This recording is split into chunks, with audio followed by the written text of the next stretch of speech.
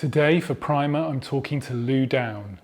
Lou is the author of Good Services, the best-selling book on how to design services that work. The book and Lou's training school of the same name are based on their experiences as former Director of Design for the UK government, where they grew a 2,000-strong team of designers into one of the largest and most influential design teams in the UK, winning a D&AD Lifetime Achievement Award. But job titles and awards don't adequately describe how inspiring Lou has been to the design community and government, not least by being proudly and very visibly dyslexic and non-binary. Here's our primer with Lou Downe.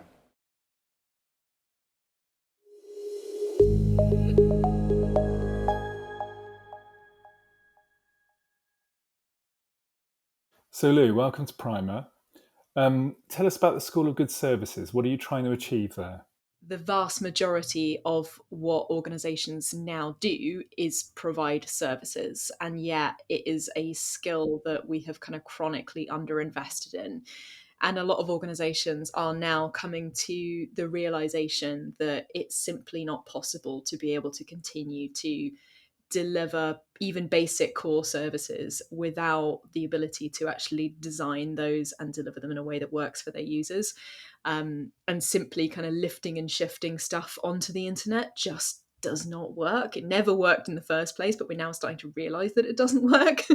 And this kind of great promise that we had, kind of 10 years ago when we all thought that we could turn off all call centers because suddenly everyone would be online, has not materialized because those services are just not up to scratch. So I think we're now starting to see this kind of dawning realization across all levels in all organizations that actually service design is not something that just happens by accident, where people make decisions that somehow magically make the services better.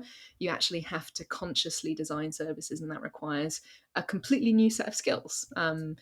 Partially a new group of people, and that's great. We should be hiring service designers, but it also requires a massive shift in the kind of service literacy of everyone in the organization to understand what their role is in delivering services as well. So we're really there to kind of help to support organizations on that journey, and helping to kind of raise that awareness and understanding of services and good service delivery across every single role.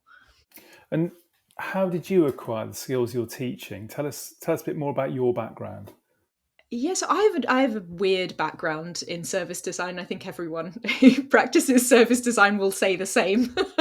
It's quite rare that anyone actually trains in service design, but obviously now much more common than it was. So I studied fine art originally. At Goldsmiths, and so the beginning of my career was basically spent doing all sorts of weird and wonderful conceptual pieces of art. I then went to work at the Tate at the sort of middle of the financial crisis. So great choice, go and work in the arts when when there's no money to do anything. And I started writing, basically writing for the magazine. I was a writer, and then ended up being a producer. So I made all of the interactive content in the galleries that help people to interpret and understand artwork. And then I had this sort of weird epiphanal kind of moment, which I think is quite common for people in service design. We often have these moments where we realise that actually what we want to do is a different type of thing, and we all think that we've just invented service design when we realise that, which I definitely did. But I was wandering into one of the art galleries, and I had just basically started testing one of our first kind of fully online video tours. It was literally just a web page with a list of videos, which was totally different to the normal kind of old school way of providing someone with a handset and they had to rent it and all that kind of stuff. So it was a different approach that we were taking, but it did require Wi-Fi and it did require a certain amount of testing, because I don't know if you know anything about the way that art galleries are normally built, but they are chunky buildings, and so the Wi-Fi is not generally that good. So I was in the gallery, with my very old iPhone, testing the Wi-Fi, testing this tour, and this guy, one of our kind of exhibition setup crew, was putting the vinyl on the wall for the kind of description notes of all the artworks, but also the introduction to the exhibition. And he was kind of carefully brushing this kind of sign at the bottom saying, please don't use your mobile phone. And I looked at it and just kind of realized that this just made no sense, that I was basically designing this experience for people to have that complemented the artworks, that helped them to engage with it, helped them to understand a different level of what was going on. There he was doing his job and basically telling people to do completely the opposite. And then I started thinking, well, how do people even find the kind of exhibition in the first place? Why are they even there? And that really led me to kind of, like I said, think that I had obviously invented service design. Googled it, realized I hadn't, and then ended up moving into consultancy. So I went to work for Seren before it was bought by EY for a couple of years. Went to Engine, and then was brought into government to try and help to establish service design in central government. And I guess that's kind of where the sort of story of me and government and service design in government kind of starts, really. I mean, Lou, that's not really a history of your career, is it? Because there's an awful lot that's come after that. So when you arrive in government in the early days of GDS, Yeah. and you're starting to set up service design as a profession, as a thing inside government. Just talk to us a bit about what was happening. What was that like? Very difficult. But yeah, no, thank you for kind of prompting me on that, because for me it feels like, because I was there for, and my maths is terrible, and probably people will look me up on LinkedIn and go, that's not true, Lou, you weren't there for that long, but it felt like about 7 years. I think it was about 7 years that I was in central government.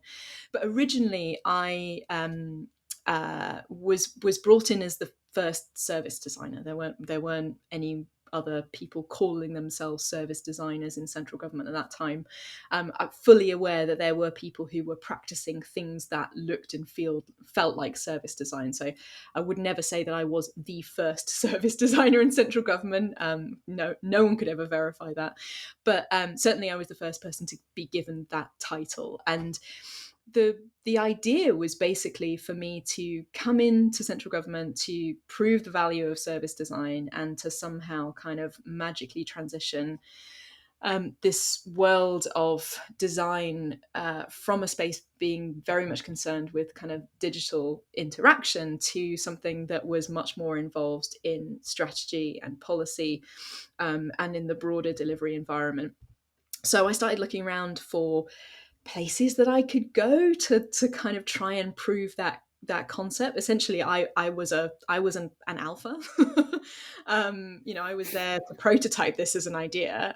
We didn't know if it was going to work, and kind of Ben Terrett, who was the then head of design, I think basically just thought, Lou, come in and do some of this service design magic that I've heard of. So I went down to DVLA in Wales, and I lived in Wales for about a year in the Marriott Hotel. Good fun. And really, that was the kind of founding of service design in government. The things that we figured out as a team, I should say, and it wasn't just me. There were other designers, and there were the team that were at DVLA really helped to establish what we mean by service design in government. And I ended up, helping and supporting them to restructure the organization to bring in service owners and sort of help them to transition from a world that was very much at the end of the kind of exemplar experiment that we had with GDS, to what happens next. How do we start to scale this into real policy change? So I came back to London, having lived in a hotel for a very long time, and that was the moment I started to realize this is not going to scale with me, and I needed to bring in other service designers. So that's how it started. We started with a team of about 4 service designers who I was working with at GDS. And we slowly started to scale that out to a service design community across government, and really starting to actually establish the cross-government design community as a total entity. And one of the critical things you do to establish service design is write a business case, isn't it? Not the sort of thing normally associated with people who call themselves designers. No, yeah. I mean, the business case was, I think, absolutely critical. So after firstly realizing that one person can't scale an entire change themselves, secondly was a realization that what we needed was some quite serious investment in this as an idea, and that this went beyond just bringing people into government and bringing service designers in, but it extended out to a completely different approach to supporting that community. I think rethinking our approach to setting standards, rethinking our approach to design patterns and design systems, rethinking our approach to supporting accessibility and inclusion, and at the time, what was assisted digital. So there was a whole bunch of things that basically were in far-flung bits of GDS that needed to come together under one single kind of program, one single directorate, and we needed some serious investment to do it. So we put together quite a hefty business case, took it to the minister at that point. And I remember this weird moment when I was kind of presenting it. We'd done a huge amount of financial analysis actually behind the business case to work out why this was an important thing, and realizing just the fact that we were basically, as government, wasting a vast amount of money on bad service design, far more than we were wasting on bad technology, actually, if we looked at it as a whole. So we took this business case to the minister at the time, and I remember this sort of moment. I was sat in his office presenting this thing, and he sort of whispered over to his private aide. I think he didn't think that I could hear him, and he said, "This all sounds very dangerous." But with this sort of weird wry smile on his face. And that was the moment I was like, right, okay, this is probably going to work.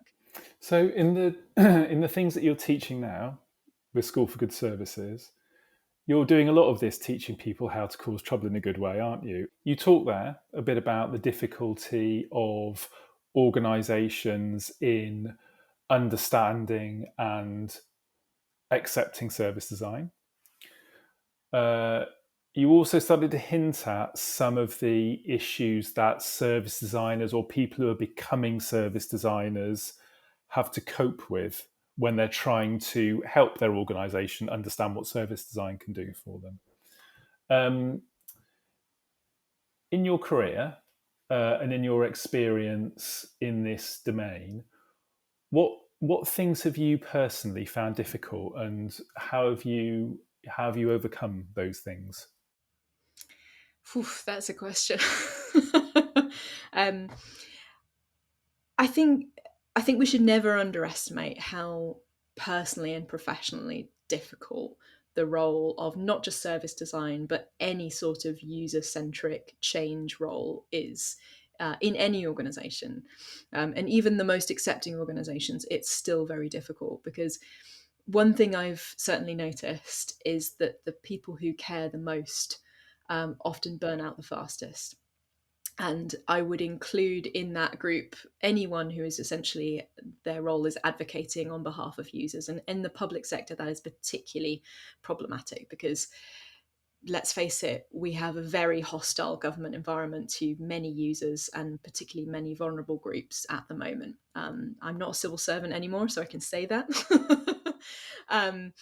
And as a service designer or a user-centered practitioner, that's really difficult, really personally challenging. We're there trying to support groups who are often actively excluded from services, and often the only voice in the room doing that. So it's a huge burden. It's a huge personal and professional burden to be taking on. And we do that in an environment where not only is our profession misunderstood, it's often chronically undervalued.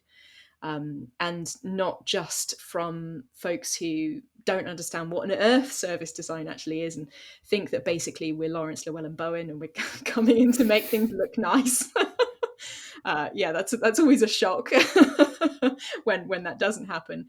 But the other side of it as well, this increasing narrative that the world doesn't need designers, we don't need service designers, we can all be service designers.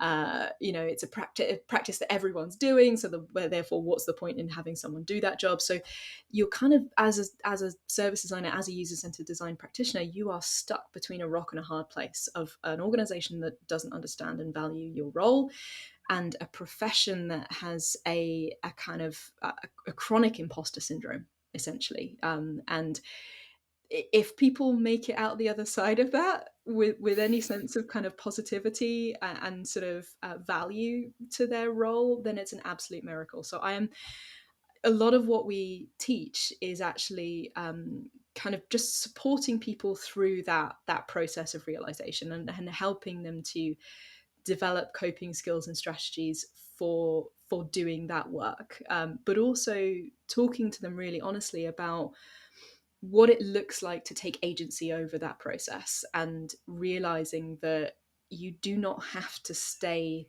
doing that work.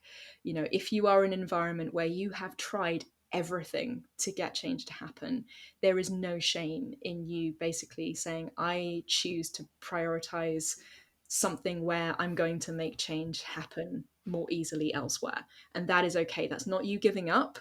That's you, as someone who wants to make the world a better place, choosing somewhere where that is more likely to happen. And I couldn't say that strongly enough to everyone, really. That is so important to acknowledge. So, what does that look like when service design does go deep into an organization? What do you think um, the people coming through your courses are going to experience on the other side when they really start to get traction with their ideas? Yeah, so I think the first thing that someone will experience when they start kind of going deep into an organization is a kind of an overwhelming demand for their work, for the things that they're doing. I think that's part of the challenge is when service design starts to become adopted by an organization, you go from like 0 to 100 immediately, and suddenly you face a situation where you can't meet the demand of what's being expected of you. So the first thing that will probably people will feel is just overwhelmed.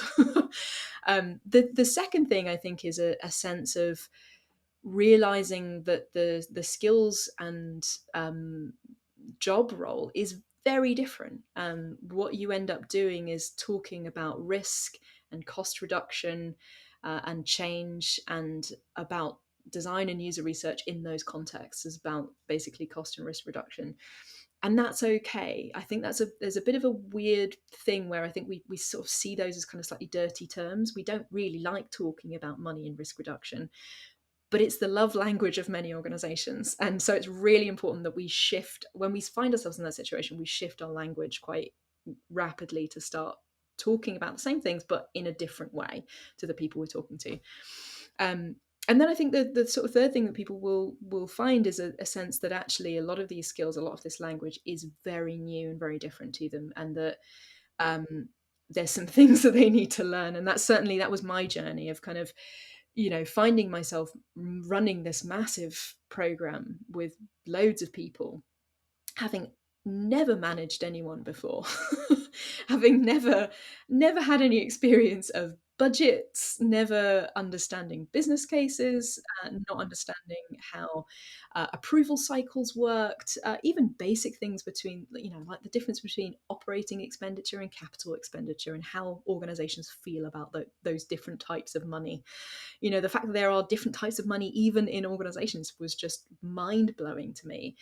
So I think, you know, for me, basically, I went off and studied a master's in economics because that was the only thing that I could think that was the thing to do. I went a little bit too deep into that. I didn't really need to do that level of study in it, which is why, you know, that we've created the courses that we have to basically help to fill that gap. When people start to realize these are really new skills that they need to provide something that is there to help them to make that transition. But certainly it's a bumpy road, and it's one that's filled with a lot of imposter syndrome as well, and a lot of feeling different as well to the people around you. You know, I think we don't talk enough about the fact that culturally there's often a very big difference between people coming from a user-centered design perspective to your traditional management cultures. You know, the way that we talk is different. Our backgrounds is often different. You know, I've been an oddball in every room that I've been in as a queer trans neurodiverse person who went to art school and spent 4 years, you know, kind of locking people in a room and filming it. because art. The corporate events where people ask you to say something interesting about yourself, and you're sat there thinking like, Fraught wow, with danger. So I know the book, Good Services, chronologically came first. Did that come first mentally and creatively for you? Did you always think that was going to turn into a training school? No, I don't think I don't think I ever really thought that the book would turn into a training school. That wasn't the intention when I wrote the book. Kind of there were uh, from a from a kind of professional point of view, what I had noticed was that there was a huge amount of knowledge and expertise that we just didn't need to keep repeating. When we were designing services, we didn't need to keep doing user research to discover that people couldn't find our service, and that we didn't need to keep redefining all of those things all over again. So the idea behind Good Services was to help to democratize the access to that knowledge for people who didn't have the time or the money or the resources to go off and rediscover all these things about their services, and to provide a really clear list of 15 things that we can all do to improve our service without the kind of specialist language of design and user research involved in it.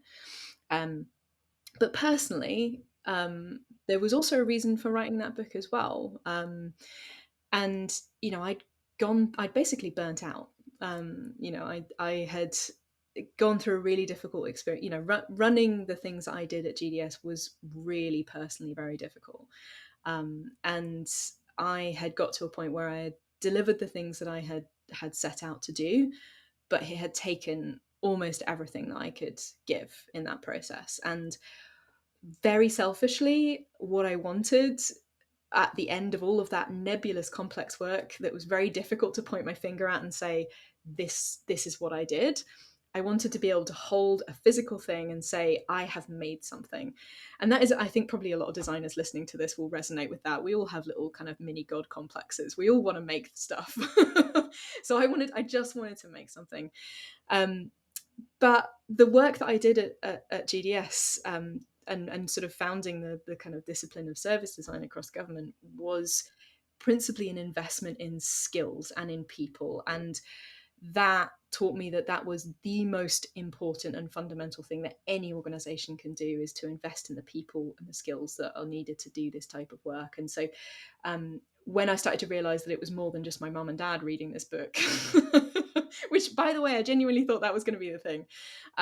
But you're in your fifth reprint now, right?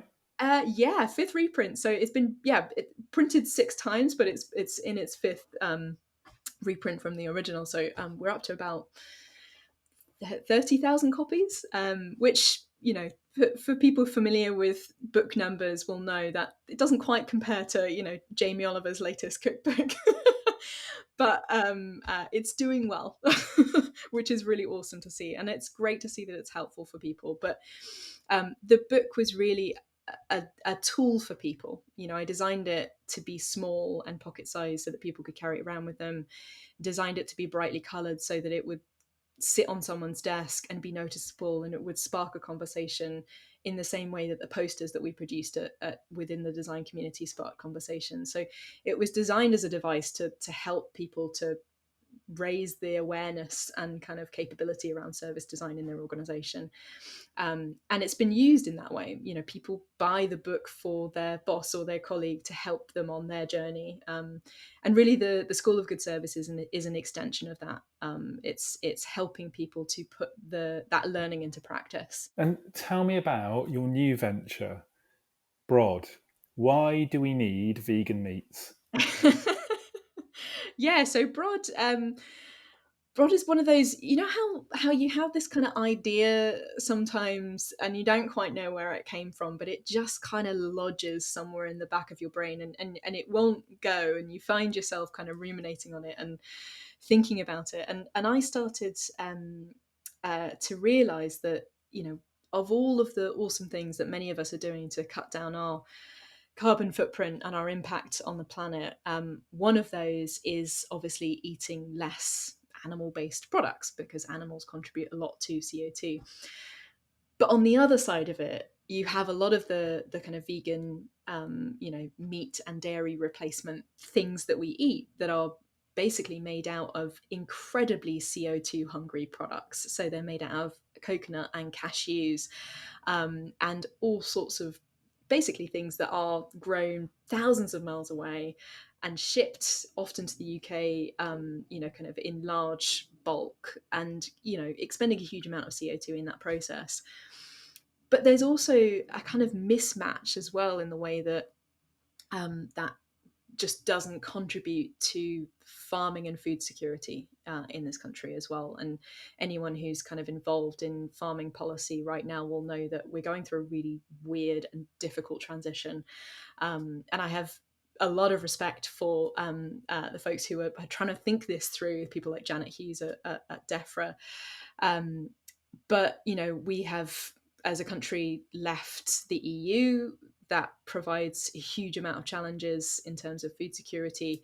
We're also simultaneously signing deals to import, meat from New Zealand and America, and at the same time, basically telling farmers, hey, it's, maybe time for you to think about diversification and not producing food. So our level of kind of food security is kind of going down in that process. And where there was a few years ago this kind of massive kind of upswell in farmers producing kind of value added products on meat and dairy stuff, so producing their own cheese and selling their own meat, that just hasn't happened with the kind of vegetable and arable farming industries. And yet we produce a vast amount of kind of grains and pulses that are mostly used as animal feed. So the idea was basically to try and sort of square that circle, to use a horrible management term, but to try and link those two things up, and to try and both provide a kind of an income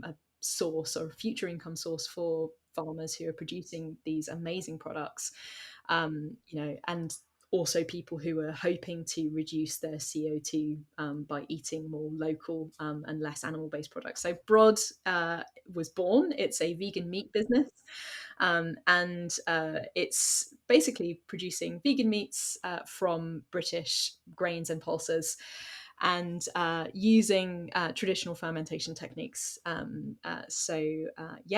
It's been brilliant, and it's strange me talking about it as a business, because it's not quite a business yet. It's not quite a side project. It's not quite a business. It's still very kind of nascent. But Sarah and I are kind of embarking on quite an exciting move to a place that will help us to kind of move that business into the future. So we're actually moving to a place in Devon, to a farm, to be able to kind of scale that as a thing. So I feel like I need to wear a t-shirt that says "Ask me about vegan meats." And where can people find more about Good Services, the book, School of Good Services, what you're thinking, Brod? What are all your channels? So you can find out more about the School of Good Services on good.services. That's the URL. It's very short. And you can find out more about Brod at brodbox.com. And Brod is on Instagram as well. The School of Good Services has yet to kind of find its way onto more social platforms, but you can also find us on Twitter at the School of Good as well. So you can find us there. Great. Well, Lou, thanks for taking the time. We'll put all of those links in the show notes, and I look forward to seeing what comes next from you. I can't imagine. It could be anything, right? It could be anything. Yeah, I mean, I personally, as someone who loves doing lots of different things all at the same time, running a training business and a vegan meat business suits me down to the ground. I'm in the kitchen one day and then teaching and coaching people the next day. So who knows what the business number 3 might be, but I'm quite busy with just the 2 of them at the moment.